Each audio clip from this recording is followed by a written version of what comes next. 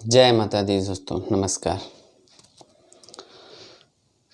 Superstar Pramod प्रेमी जी, युवा दिलों के धड़कन प्रमोद प्रेमी यादव अपने नए फिल्म की शूटिंग करने मुंबई निकल चुके हैं। जी हाँ दोस्तों,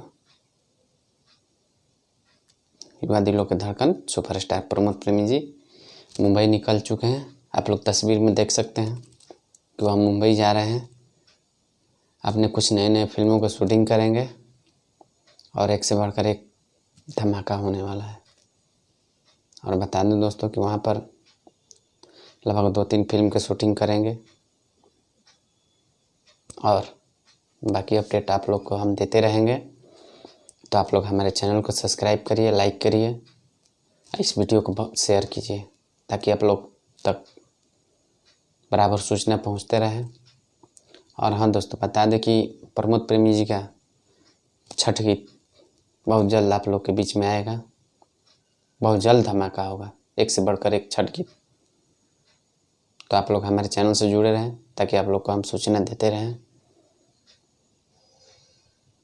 इसी तरह आप लोग अपना प्यारे से बात प्रमोद प्रेमी के ऊपर बनाए रखें और ढेर सारा प्यारे से बात दें। जय माता दी दोस्तों।